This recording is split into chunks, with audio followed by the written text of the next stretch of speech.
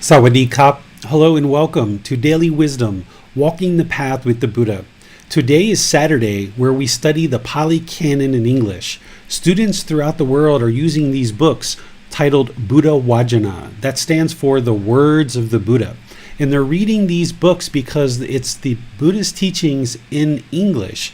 What he said during his lifetime has been translated from the Pali language in the Pali Canon into English. And by studying with his words directly, we get much more insight into this path to enlightenment and how to actually progress in developing our life practice and training the mind to this enlightened mental state where it's peaceful, calm, serene, and content with joy.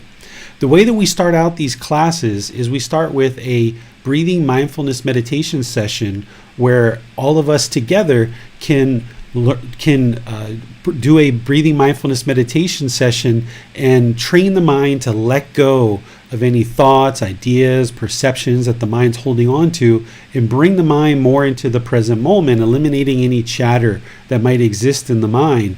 This way, the mind can then focus on learning the teachings of the Buddha with a much more clear mind, allowing the mind to then retain the teachings so that then you can actually practice them in daily life.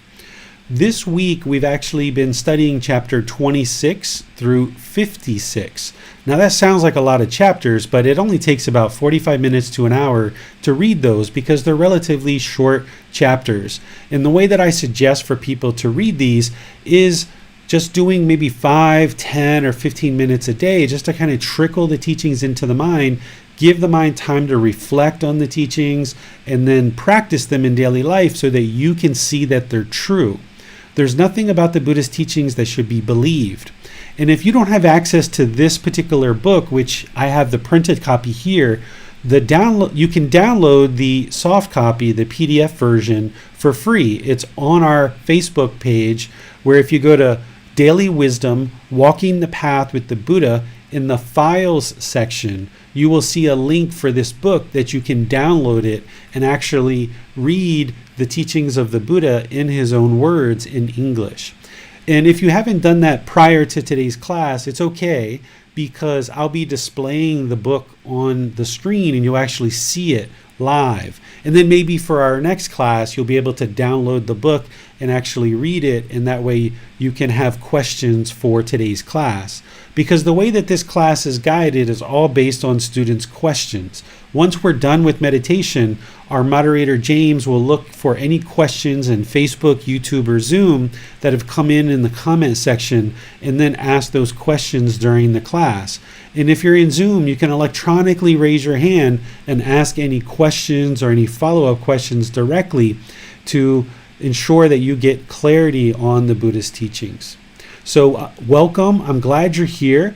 Let's go ahead and do meditation together as a way to support and encourage each other in our practice and to prepare the mind for learning the teachings of the Buddha.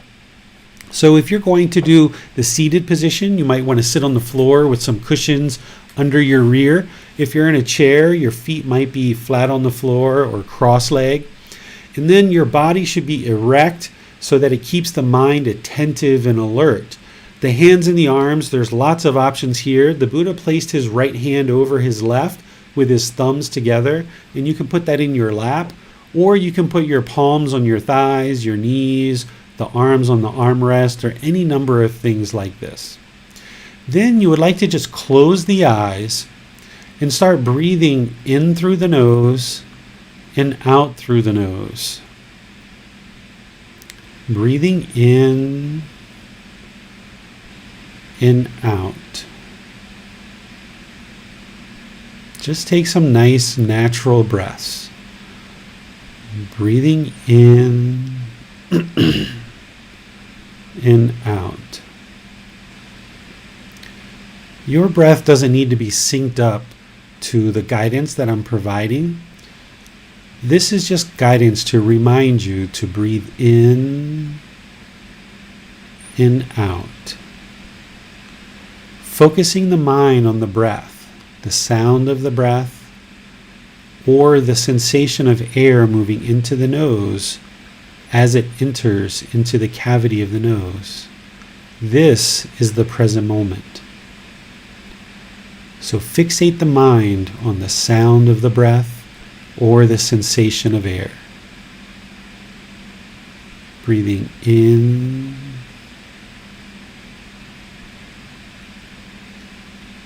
and out.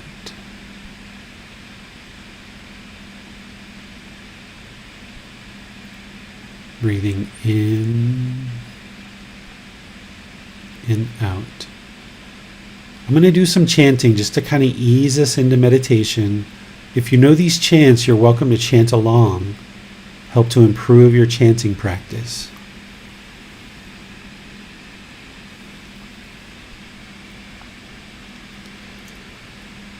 Arahang Samma Sambuddho Bhagava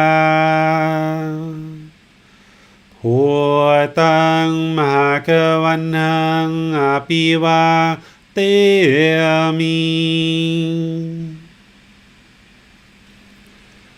Savakato Bhagavata Tammo Dhammang Namasami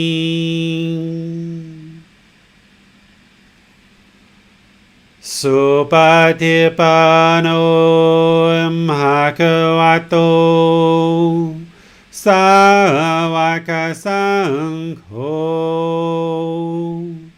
Sanghang Namami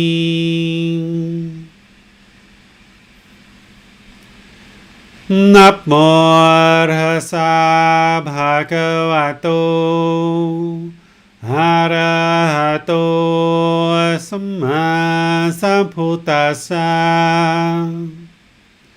Namo Tassa Bhagavato Arahato Samma Sambuddhassa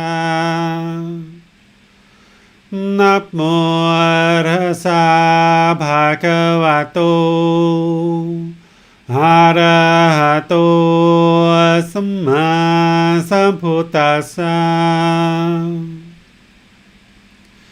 Iti piso Bhagava Arahang Samma Sambuddho Vicacaranang Sammuno Sakhato Rokavitu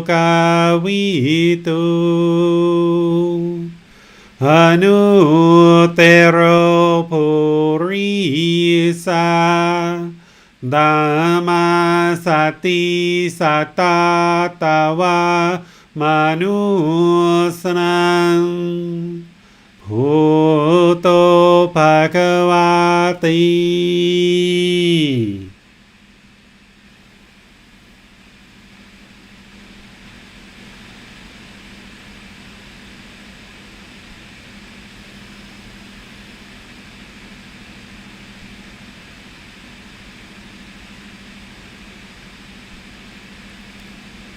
You should be breathing in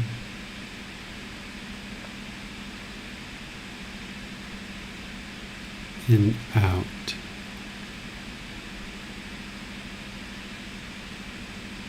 As you breathe in, experience the full breath, slowly entering the nose. Notice that gap as you transition to the out breath.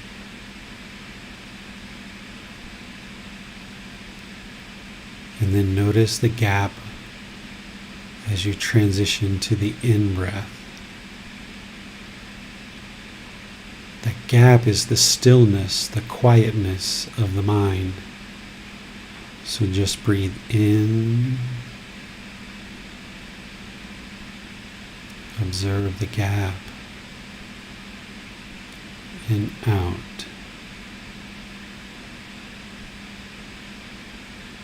Observe the gap. Breathing in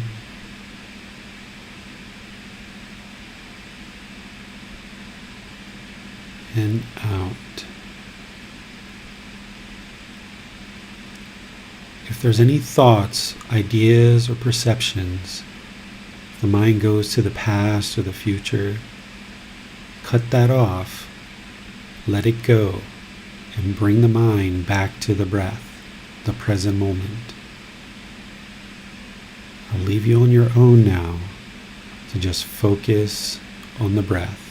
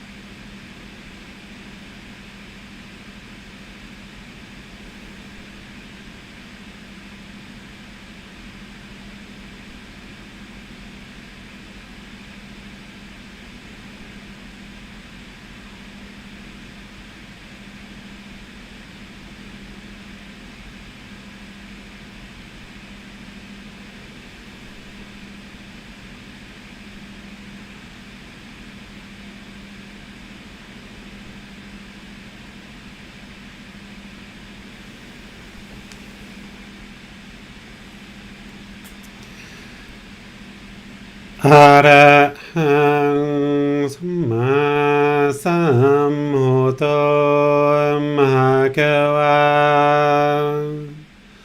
หัวตังมหะกวันหังอภิวาเตมิ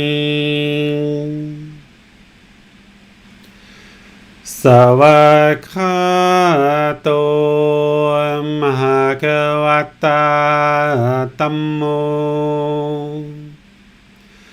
ธัมมังนามัสสามิ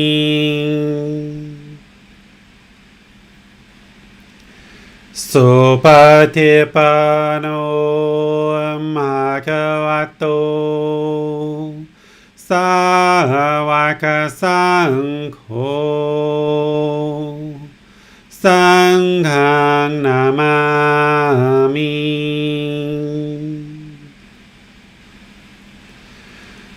นะโมตัสสะภะคะวะโต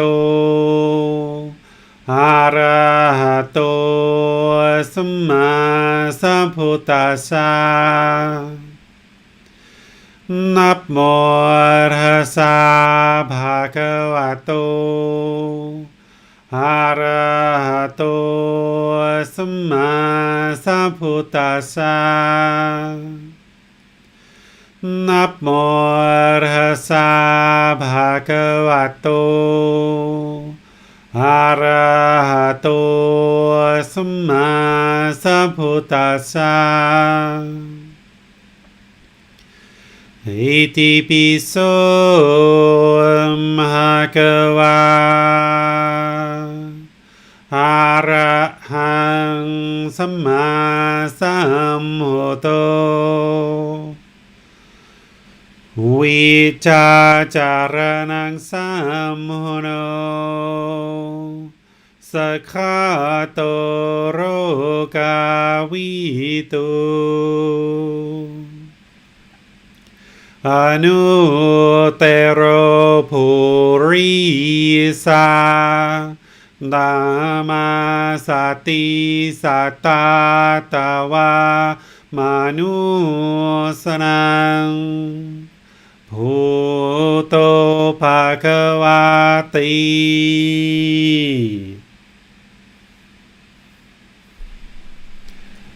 All right. You guys would like to slowly make your way out of meditation. Welcome to anyone who's joined us. For those of you guys that are in Facebook, YouTube, or Zoom, this program is set up where it's really guided on your questions. So any questions that you guys have on this book, Buddha Vajana Dhamma Primer, which is a really nice selection of important teachings of the Buddha. We're studying chapters 26 through 56, and you can put your questions into the comment section of Facebook, YouTube, or Zoom, and our moderator James will see that. And then as you have any follow-up questions, you can also ask any follow-up questions as well, either the same way, which is through putting those into the comment section, or you can do that through raising your hand electronically in Zoom and asking your question directly. So at this point, I'll just turn the class over to all of you and James to ask any questions that you guys have related to the chapters that we've studied this week. Hi, David. I wanted to start off with the question about chapter 31, about craving being the root of discontentedness. And Sure. the book says that whatever discontentedness arose in the past arose rooted in craving. Is he saying that the three poisons, aversion and ignorance, they are in some sense rooted in craving? Here, let's read through this, and I'll read it, and then we'll go through and I'll explain it for you guys. So in chapter 31 of this book, Dhamma Primer, Buddha Vajana, which you can download for free if you're watching this on Facebook, YouTube, or anywhere else, just go to our Facebook group and Daily Wisdom Walking the Path with the Buddha and go to the Files section and you can download the book there. So this chapter It's titled Craving Desire, the Root of Discontentedness. Whatever discontentedness arose in the past, all that arose rooted in craving desire, with craving desire as its source, for craving desire is the root of discontentedness. Whatever discontentedness will arise in the future, all that will arise rooted in craving desire, with craving desire as its source, for craving desire is the root of discontentedness. What he's describing here, James, is in the Four Noble Truths, I'm sure you remember that he discusses craving, desire, attachment as being the cause of discontentedness, where the mind is longing for something with a strong eagerness. Essentially, the mind is pulling in the direction of some object of its affection, and it thinks that this object of its affection is going to produce lasting fulfillment or some kind of lasting satisfaction. But in reality, that object of our affection, it's really the mind chasing pleasant feelings. And if it acquires the objects of its affection, then it's going to experience happiness, excitement, elation, thrill, euphoria, any kind of pleasant feeling. And that's going to be temporary because it's based on this impermanent condition. But if it doesn't get the object of its affection, then it's going to experience painful feelings like anger, sadness, frustration, irritation, annoyance, things like this. Well, any discontentedness that is arising in your mind at any point in time is always based on craving, desire, attachment. Anytime you experience painful feelings, pleasant feelings, feelings that are neither painful nor pleasant, so sadness, anger, frustration, irritation, annoyance, guilt, shame, fear, happiness, excitement, elation, thrill, euphoria, boredom, loneliness, shyness, melancholy, resentment, jealousy, any of these discontent feelings, even stress and anxiety, is all because of our own doing, caused by this mental longing or strong eagerness where the mind's pulling towards something. Craving, desire, attachment is what we call it.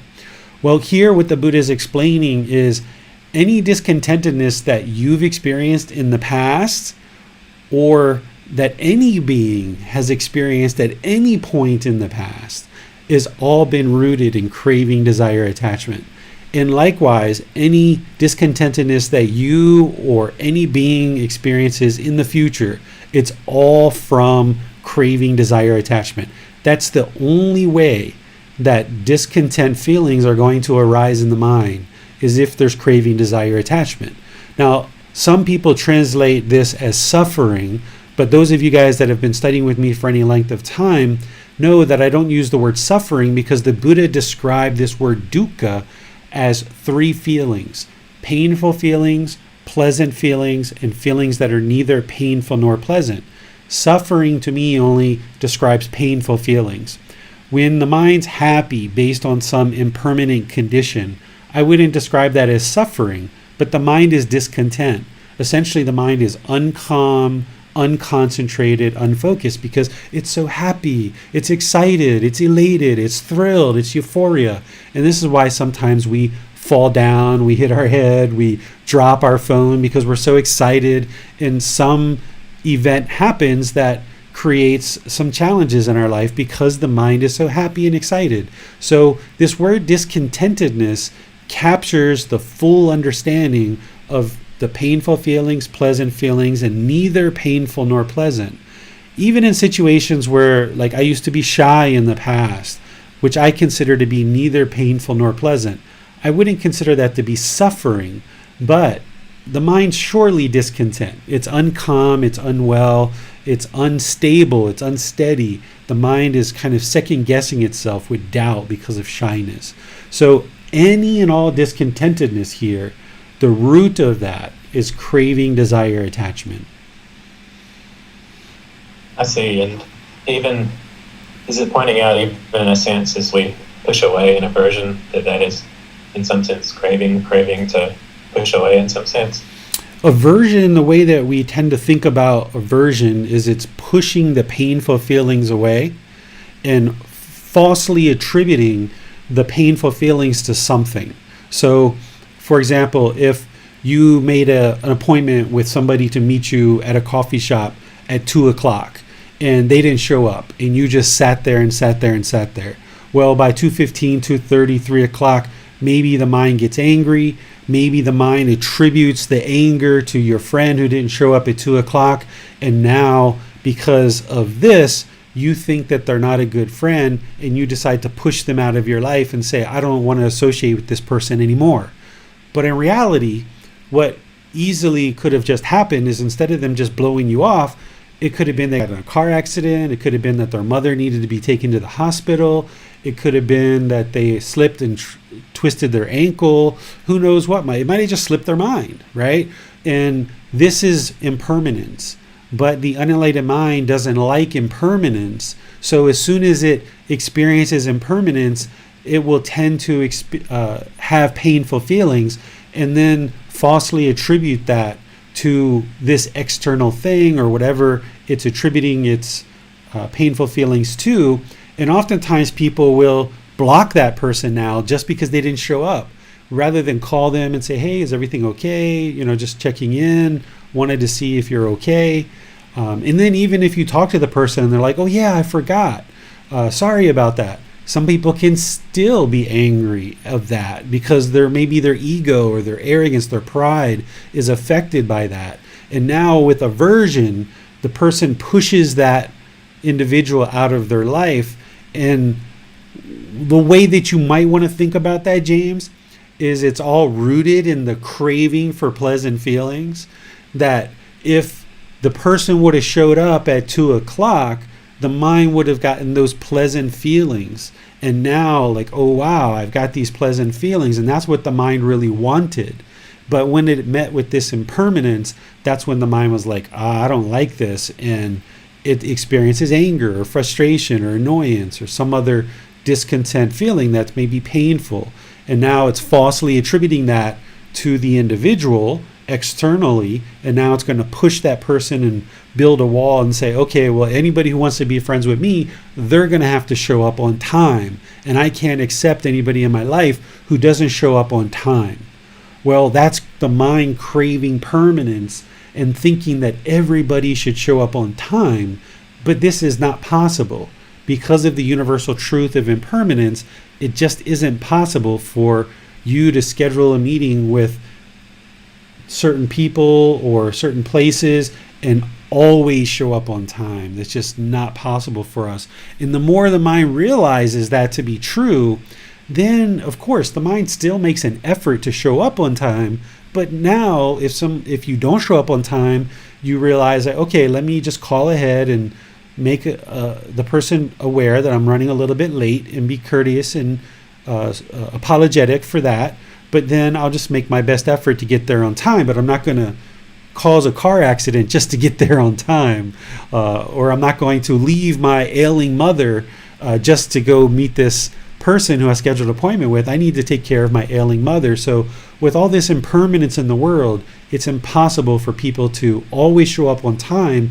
And if we make the condition that our friends or family have to always show up on time, and that's a condition of our friendship, then there's only a certain number of people that we're going to end up being friends with, because that handful of friends will show up on time most of the time, but sometimes they're not going to be able to show up. And that means that we're going to block people out of our life, and eventually we're going to be all alone, because there's nobody in the world that we can be friends with, because it's impossible for people to always show up on time because of the universal truth of impermanence. Thank you, David. That's very clarifying. And moving on now, Manal has a question. Teacher David, in chapter 33, would you please review again the basis and method for a practitioner to arouse energy? Sure. Let's see what chapter 33 is all about. See how long it is. Okay, yeah, we can just read through this one. So let's read through this chapter, and then I'll go back and explain it. So chapter 33, 4 things that lead to the continuation of the wholesome teachings. Okay, and these wholesome teachings are the Buddhist teachings.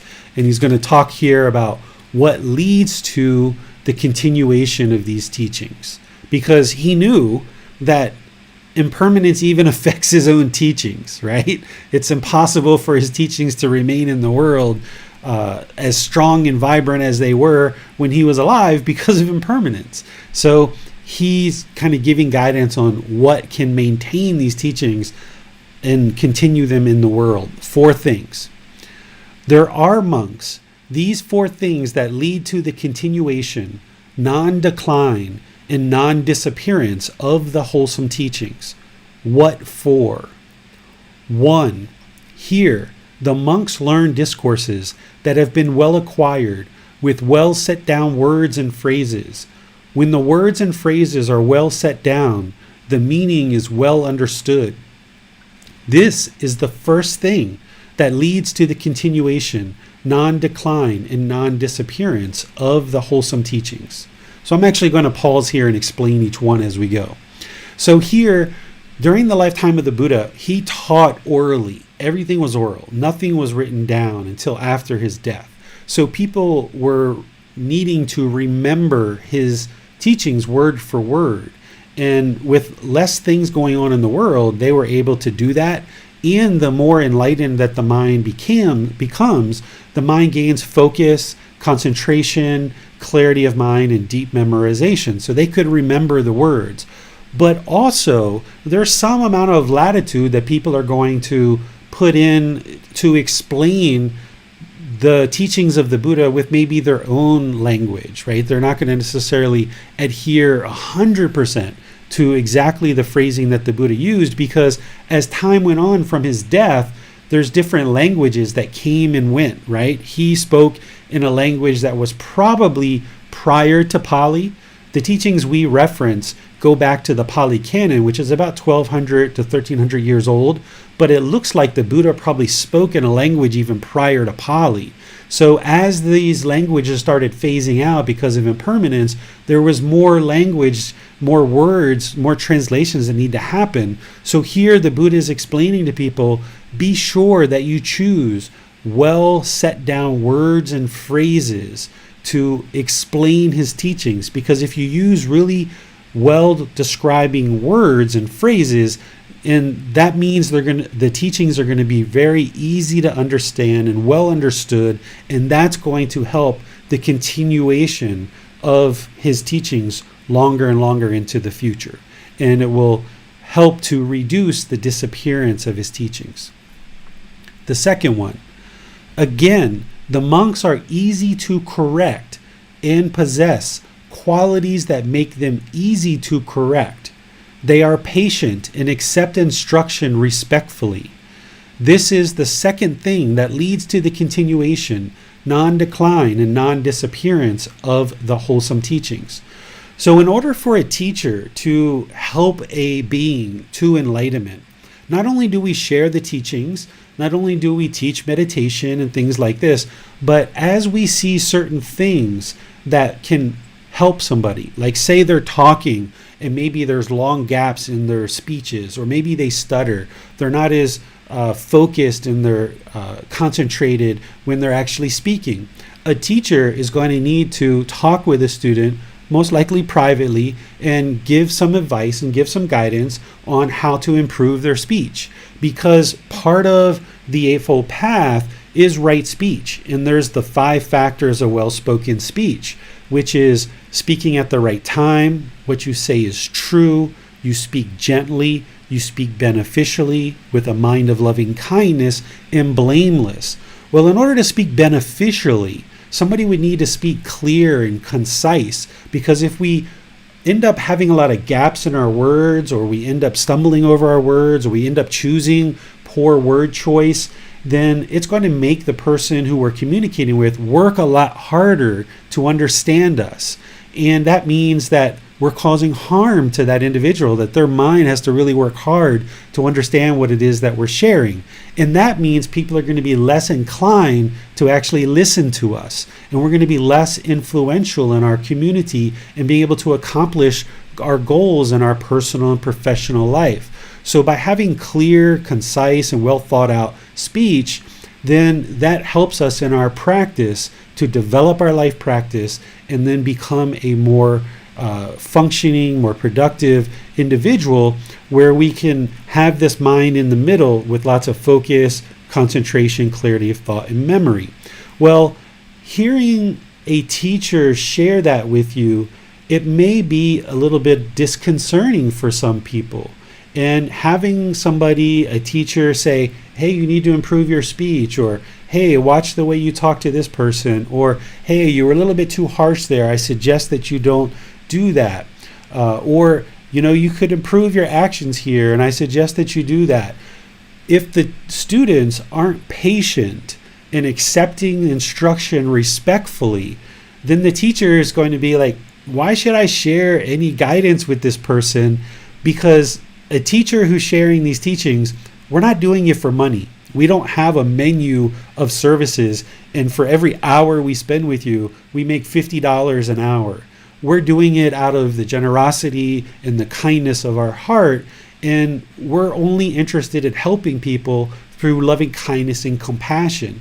So when we share guidance with somebody, if they weren't patient and they weren't respectful in accepting instruction, why would a teacher continue to help you? So in order to continue these teachings, there needs to be more and more enlightened people in the world, and the more enlightened beings that we have in the world, those beings then become the teachers and the guides for other beings. Because Gotama Buddha's lifetime was limited. He only lived for 80 years, and he taught for 45. Once he died, it was up to the people after him to continue the teachings. And today, 2,500 years later, his teachings are still here in a certain form.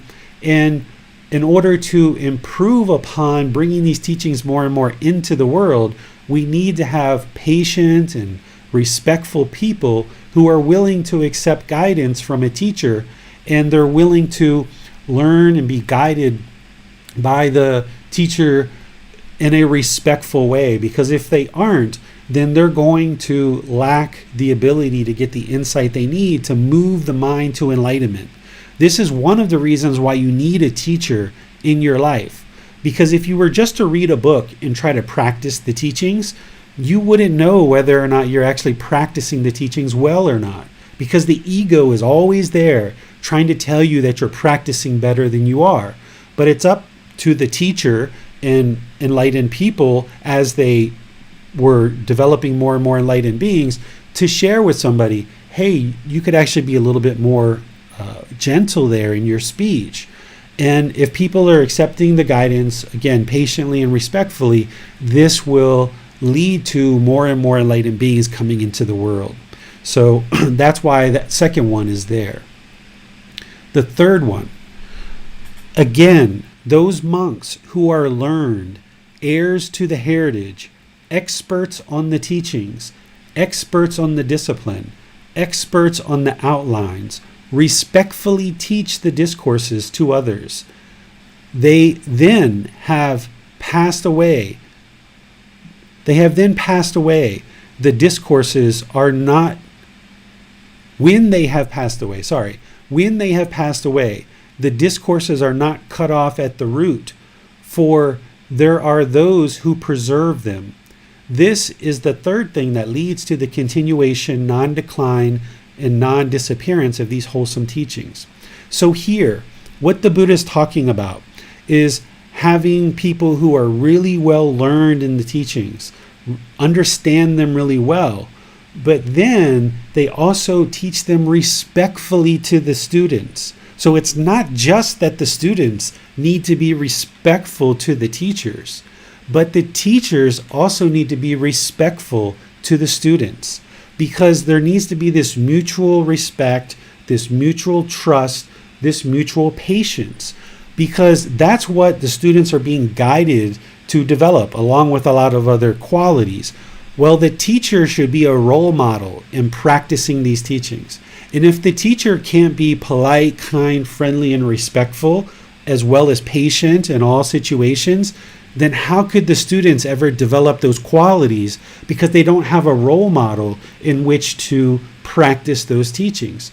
This is why the Buddha says, one who sees me sees the teachings. right? One who sees me sees the teachings. Because if you see him during his lifetime, he's a living, breathing, walking example of his teachings. So he's practicing what he preaches.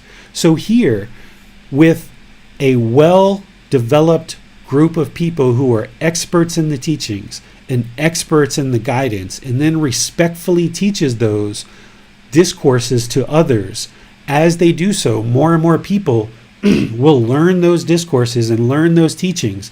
And then when those experts start dying and passing away, there'll be people left behind who will then model that same behavior of becoming experts in the teachings and then respectfully teaching them to students.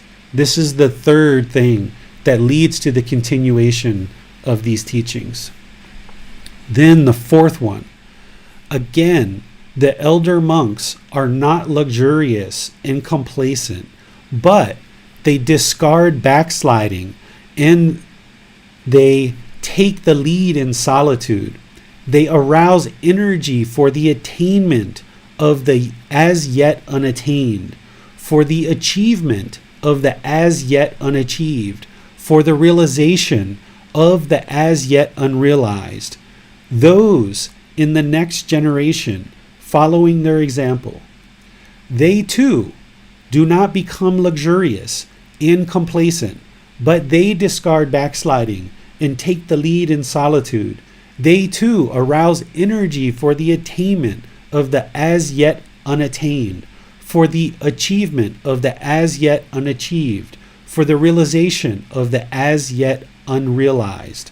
This is the fourth thing that leads to the continuation, non-decline, and non-disappearance of the wholesome teachings. These monks are the four things that lead to the continuation, non-decline, and non-disappearance of the wholesome teachings. So this is a lot here. Let's break it down piece by piece. Again, the elder monks, so these are the senior students of the Buddha, are not luxurious and complacent, right? This is where I teach, that we should be comfortable, but not luxurious. If we allow the mind to become dull and lazy and expecting luxurious conditions all the time, then the mind's going to become complacent. It's going to become sluggish. And that's detrimental to one's own life practice, but it's also detrimental to the continuation of these teachings, because if there's a lot of people who are just lackadaisical, sitting around not learning the teachings, not investigating the teachings, then they're not going to allow that energy, Manal, to spring up, because it's through investigation of the teachings that energy springs up in the mind, and then the joy comes in as well. So being not luxurious and not complacent will allow them to then also, they will discard backsliding. Backsliding is like if you've made some progress in your practice, but then you become complacent and you kind of slide backwards and you're like, I've been meditating 2 or 3 times a day now for a while. I'm just going to go down to 1. It's too much work. That's backsliding, right? You need to always be pursuing your practice better and better and better, without craving, without desire, right? Without attachment, but always progressing to move forward in your practice. If you understand the 5 precepts really well and you understand the Eightfold Path really well, maybe you need to really understand the natural law of Dhamma, and you've got the first part down, but you really need to apply energy and to investigate those teachings, and that will ensure that your practice is moving forward. Now when you feel you've got a handle on that, now maybe you need to understand the 3 poisons better. And this is where a teacher is a guide, but we're not telling you what to do every moment. You have to have insight and wisdom into your own practice and see what areas you need to progress in and what areas you need that you've got covered pretty well. And that's where it's your own independent practice with guidance from a teacher, but you reach out and you have to have an inventory and a very much awareness of where you are so that you're not backsliding. And if you feel any backsliding happening, then jump right back in and start investigating the teachings, arouse that energy and arouse that joy through investigation. Then take the lead in solitude. Solitude or seclusion is something that the Buddha guided people to ensure that they did, because one of the things that you don't always understand about the mind is that if you're always around people, if you're always around activities, if you're always working, if you're always doing something, and you haven't spent time alone with your own mind, then you can't really observe what's rising up in the mind because you're always with people. You need to get in the habit of going to do things alone, whether that means going to some place like a park, or go camping alone, or go for a walk alone, go to the mall, even though it's at the mall and there's lots of people there. Be alone. Go out to eat by yourself. Go to the movies by yourself. These are things that in some cultures, if you saw someone go to the movies by yourself, you might feel that other people are judging you, and you might feel apprehensive about doing that. But that's because your mind cares about what other people think about you. And you've got that ego, that arrogance, that pride. You've got that self there, that you're not interested in having other people judge you. But to get rid of that self and to get rid of that arrogance and pride, you wouldn't care if you're alone eating in a restaurant and other people are looking at you. Who cares?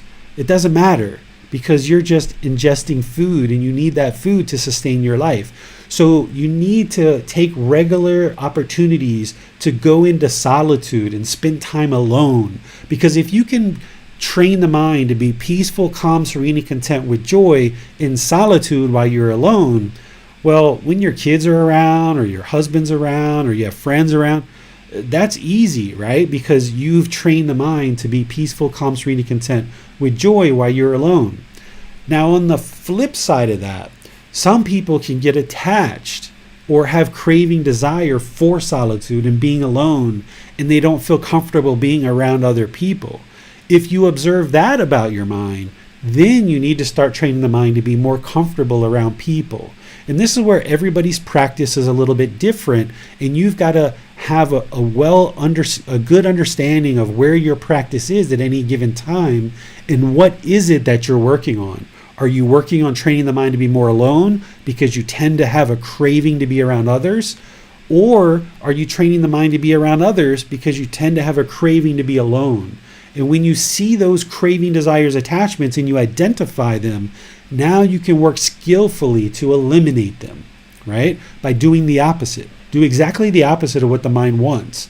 Because the mind's wants are that craving, desire, attachment. And if you do just the opposite, then that's going to train the mind that, hey, you're going to have to be peaceful, calm, serene, and content with joy here. I know you don't like being alone, and you like being with all those other people, but for the next 6 hours or the next 3 days, you're going to be alone because we're going on vacation alone.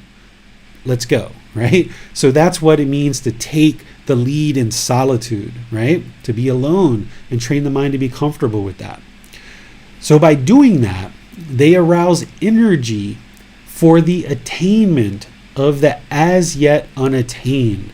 So anything that's unattained, meaning eliminating those 10 fetters, all those different fetters, understanding how to attain non-self, understanding how to eliminate the ego and all these different taints that are really inhibiting the mind, attaining those 4 jhanas in those 4 stages of enlightenment.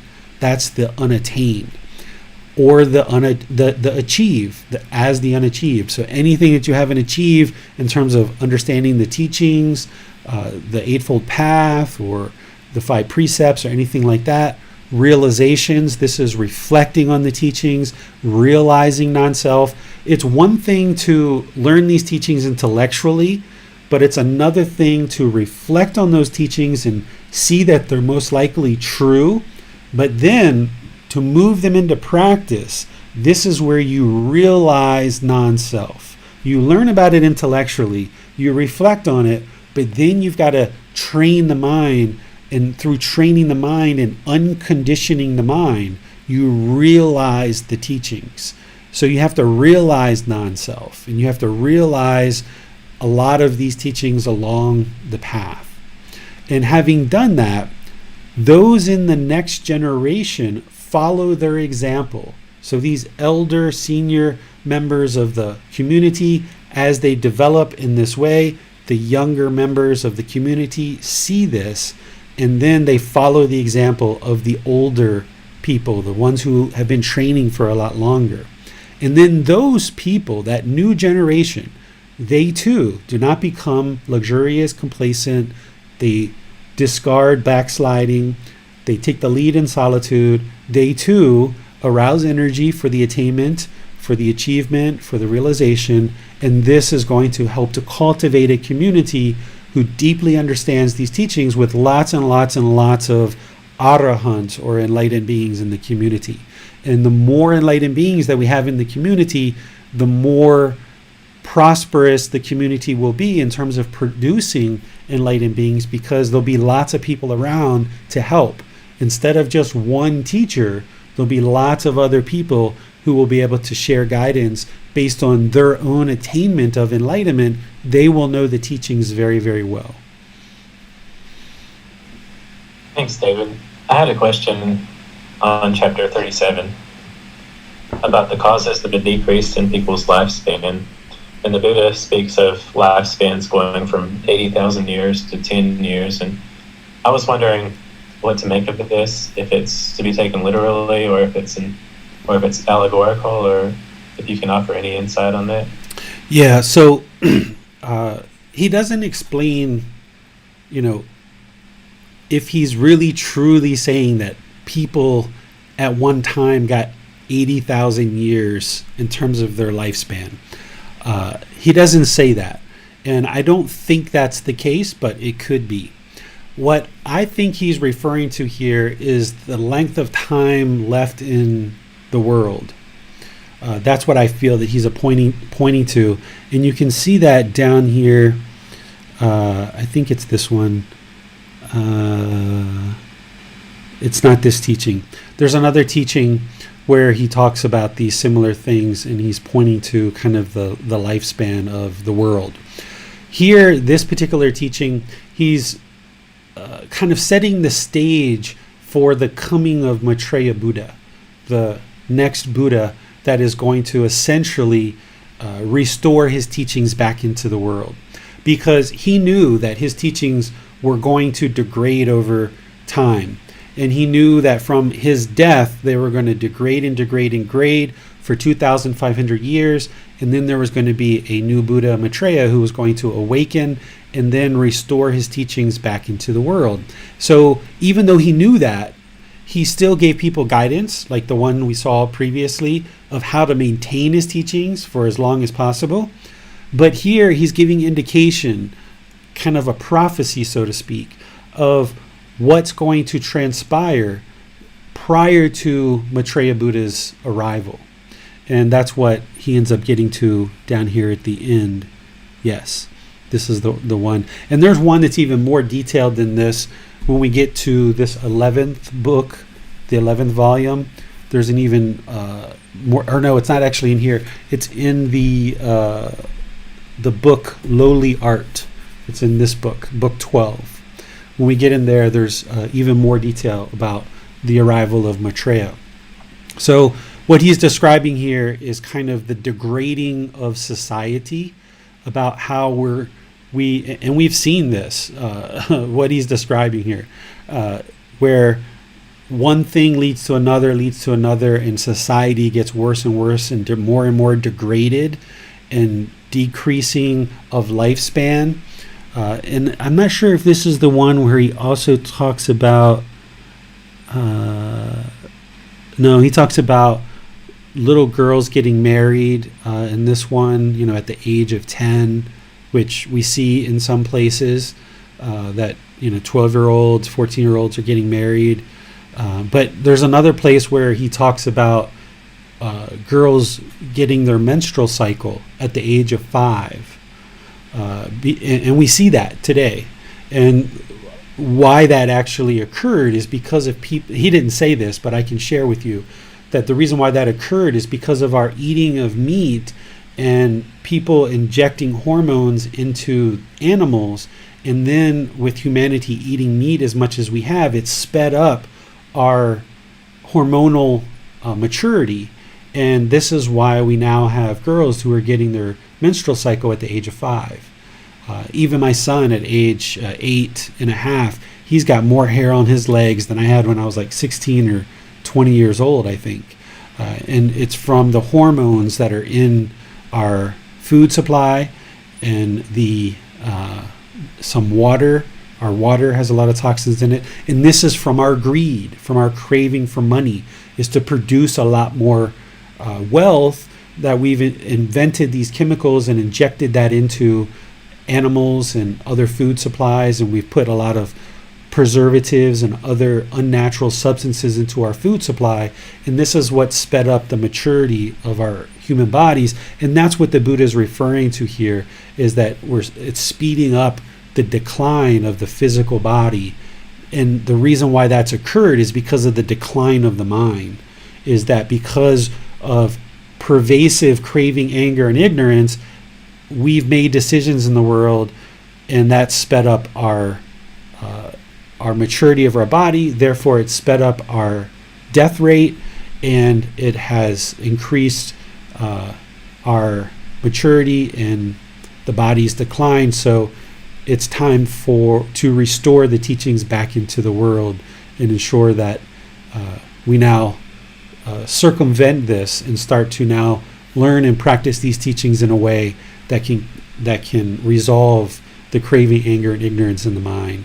And then what we will see is we'll see this gradual improvement over the course of multiple generations, where human beings will become more and more healthy mentally first and then physically. Because we're making wiser choices mentally, it will result in our improved physical health as an entire humanity. And is he in this case, in some sense, suggesting the ills that come from poverty in society? Is it a societal statement that he's making, because he begins by speaking about poverty and then all that comes from that? Let's look at that one. Let's see. So, causes of a decrease in people's lifespan. The king established guard and protection. He did not give property to the needy, and as a result, poverty became widespread. So this particular teaching is starting with essentially the king not being a good role model, right? He didn't provide for the people. He didn't give them what they needed in order to be prosperous. So it resulted in poverty, right? Because the king was greedy and holding on to things. And the king in a particular kingdom is at the top in terms of making the decisions for all the people. So if that person becomes greedy and holds on to all the wealth, then it's going to affect all the people in the kingdom. So now, thus, from the not giving of property to the needy, poverty became widespread. From the growth of poverty, the taking of what was not given increased. So people started stealing because of poverty, right? He's showing you a cause and effect here. He's showing you the natural law of karma, of how one thing leads to another. So now people are taking what is not given from the increase of theft. Okay, so now theft increases. Then the use of weapons increase. From the increased use of weapons, the taking of life increases. And from the increase of the taking of life, people's lifespan decreases, right? Their beauty decreases. And as a result of this decrease of lifespan and beauty, the children of those whose lifespan had been 80,000 years live for only 40,000 years, right? So here we see this. Like, if we would like to take some of the countries that we have where there's widespread poverty more and more, right, that's coming on, we see that there's been lots of poverty, and now there's lots of weapons, a lot of killing on the streets, right? And we see that because of that killing, we see 18, 16-year-old, 20-year-old kids that are dying in the streets. This is decreasing the lifespan of those people. And if you look in these populations, depending on how you view beauty, you might say, yeah, like, we're becoming uglier and uglier. Well, why do we become uglier? Because we're angrier and angrier, right? The more angry that someone is, the more ugly the face becomes. It becomes wrinkled, it becomes shriveled. We end up not taking care of the physical body with good, healthy food anymore, right? But when people are smiling and joyful, then that's beautiful, right? So that's what he's describing there, is this cause and effect of, by the king just making that decision to no longer distribute wealth and hold on to it and be stingy. Here's all the cause and effect that happens. And he's essentially helping you to see the root of that craving, desire, attachment, that greediness, that holding on, how it affects all of society.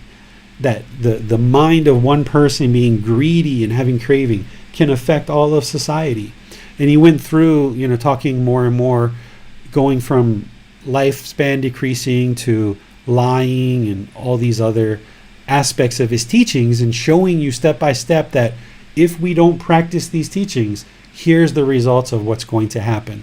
Not as a way to scare people, not as a way to shame them or guilt them into practicing his teachings, but just share the truth. Here's what's going to happen. And the Buddha could see it because he's fully, perfectly enlightened, and he could see the future of what is going to transpire. And that's what he's describing here. He's explaining the future of what's going to transpire, and then the arising of Maitreya Buddha at the end of all this. Yes, that was a very interesting chapter, because we can clearly see exactly what he's talking about playing out in the world. And while he said this 2,500 years ago, it's still a message that the world has not really understood.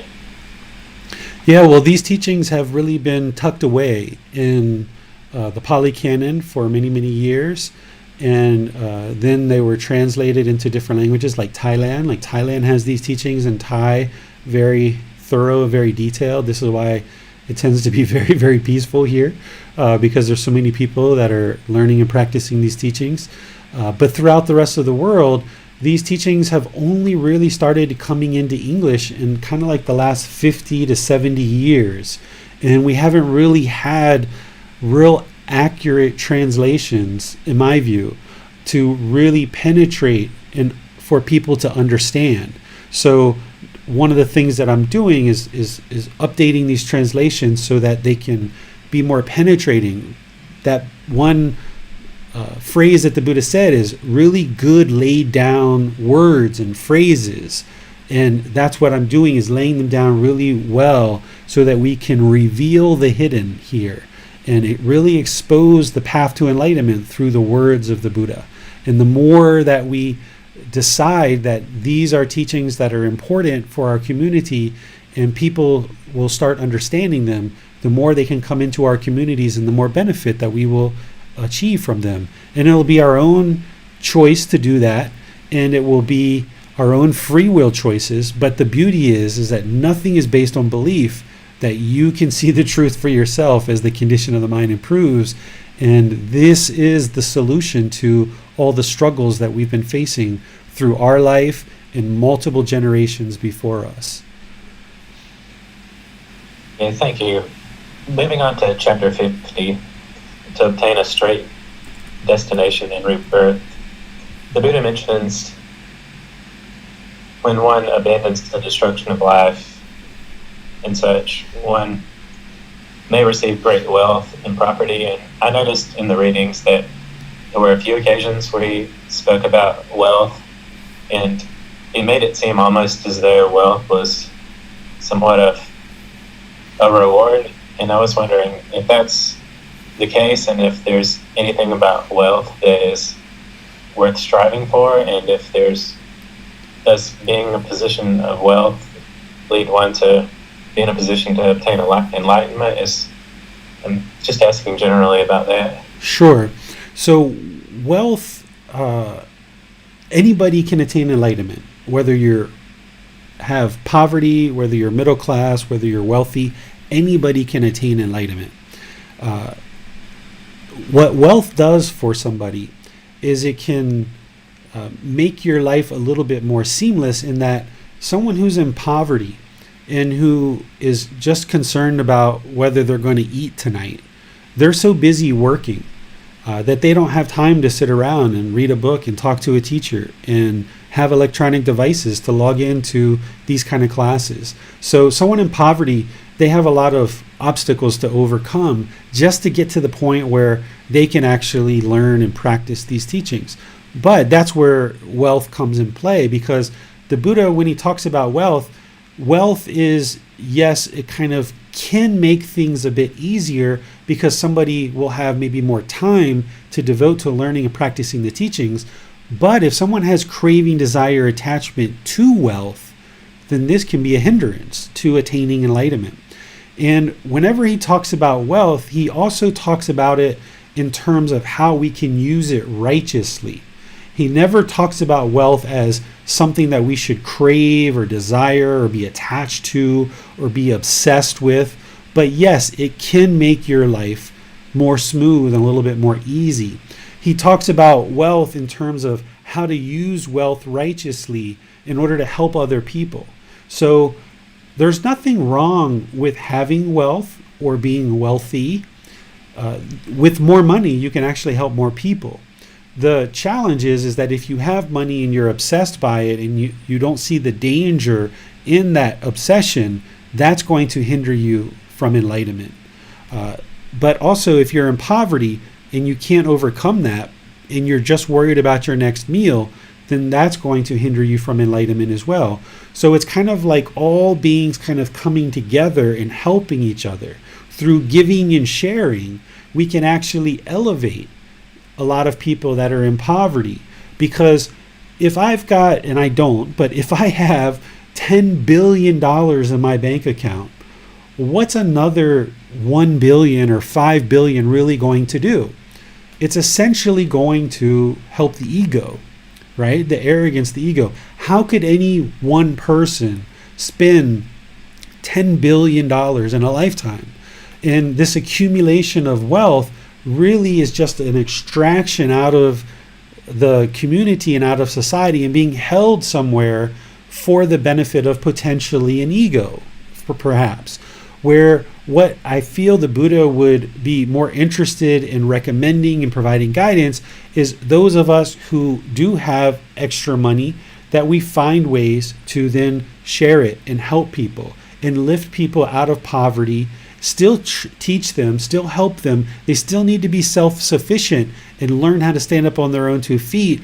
But if you're just worried about your next meal and your body is famine-stricken, you don't even have the energy to study. You don't even have the opportunity, not just to study the Buddha's teachings, but to study some new skill in order to acquire more wealth. It's very difficult to get out of poverty. Very, very difficult.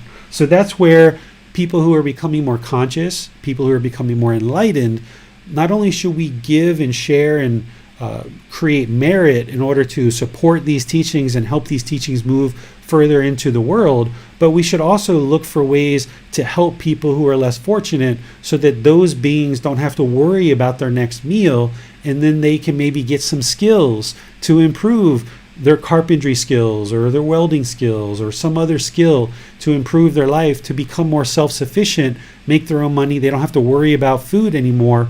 And then they can spend time to learn and practice these teachings to improve the condition of their mind as well. So when you're reading the Buddha's teachings like this, and it's just a small snippet, right? Just like one page, it's called a chapter. But in reality, it's like a 30-minute discourse or an hour or 2-hour discourse that it would take you that long to actually read through. But what this book has done is it's kind of extracted these teachings. So when you see something about where he's talking about, if you stop destroying life, if you stop killing, you will gain more wealth.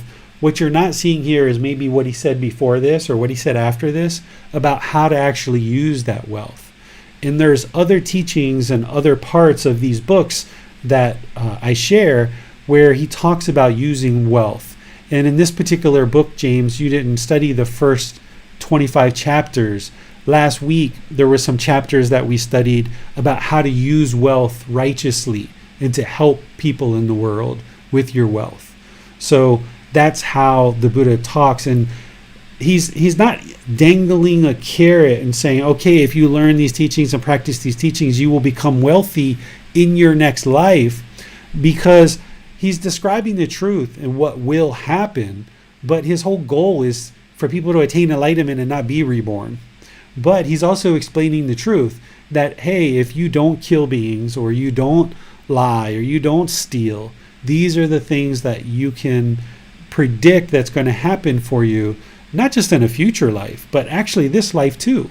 If you are not killing beings, that means there's less hate and anger in the mind. So you're going to be less hateful and angry with other beings around you. So therefore, you're going to produce more wholesome relationships, which are going to amount to better opportunities in your life. Or if you don't steal, or you don't have sexual misconduct, or you don't lie, you don't take substances that cause heedlessness, this is all going to result in better decision making for you, so that then you'll have better wholesome friends around you, which will lead to better and better results in terms of your wealth. But what you do with that wealth once you get it is up to you, of course. It's your own free will. But the Buddha would encourage you to take care and sustain your life, your parents, your wife, your children, and then start to expand and look beyond that for ways to help other people as well. Okay, so while wealth can essentially create conditions that are conducive toward obtaining enlightenment, such as having the time to study the teachings or the time to meditate, it also can be a risk factor and a danger if one doesn't have a mind free of craving or isn't working toward that. It can essentially be a trap. Exactly. And I know in our last group learning program you brought up Jesus. This is where Jesus said it's easier for a camel to go through the head of a needle than it is for a rich person to get into heaven. This is what he's talking about. Is he talked in a different way than the Buddha. The Buddha just makes it clear, right? It's like, okay, stop craving money, don't be obsessed by it, see the danger in it, and then here's how you can share your wealth righteously and ensure that you're not holding on to your money very tightly. So the Buddha not only tells you the problem, but he gives you the solution as well. So yes, money and wealth can become an enormous hindrance if somebody is just pursuing gain for the sake of pursuing gain.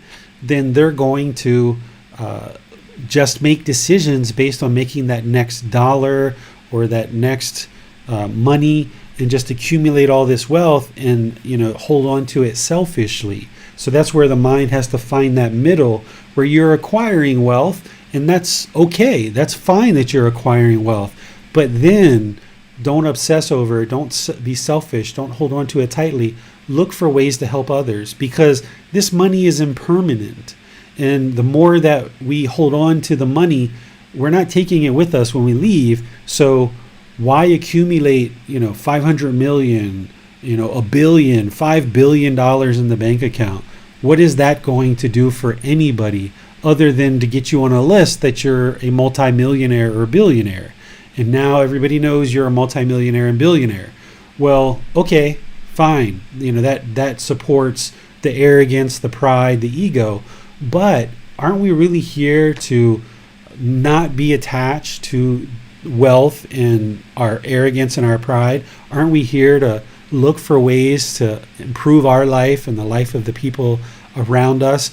And if we can do that with wealth, then let's do that and figure out a way to share it with other people. It's interesting to look at this chapter after we just looked at chapter 37, where the Buddha talks about poverty and all the ills that come from that, because we know that poverty is very much associated with people who are hoarding wealth. So it's very interesting to see that connection in the teachings.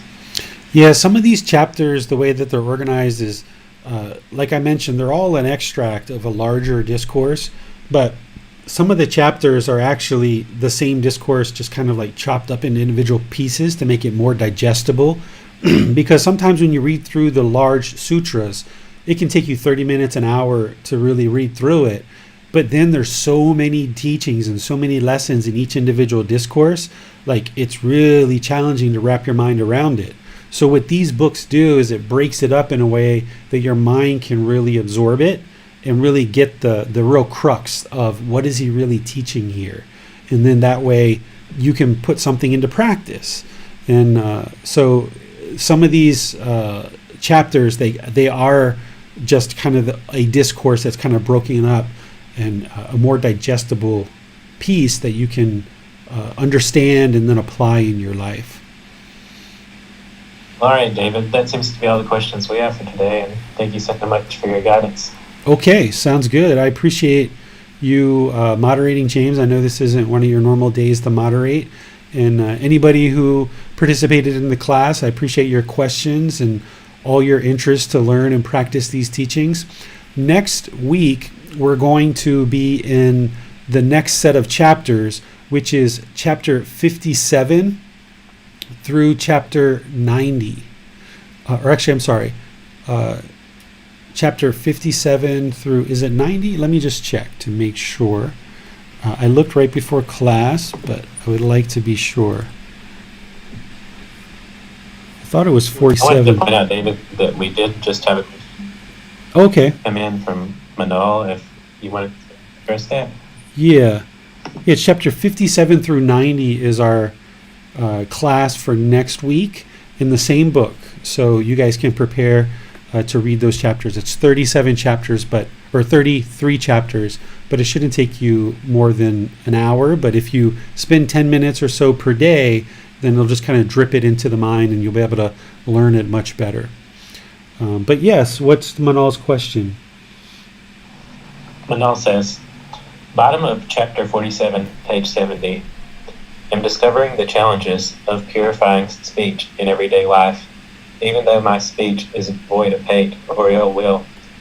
Why does it sometimes come off harsh or hard? This occurs sparingly, but it is acknowledged. It does occur. Any practical ways to help this? Manal, the speech is a real challenge to train. And you just got to keep chipping away at it and chipping away at it and chipping away at it. And the good news is that you're noticing when your speech is harsh. That's the good news, right?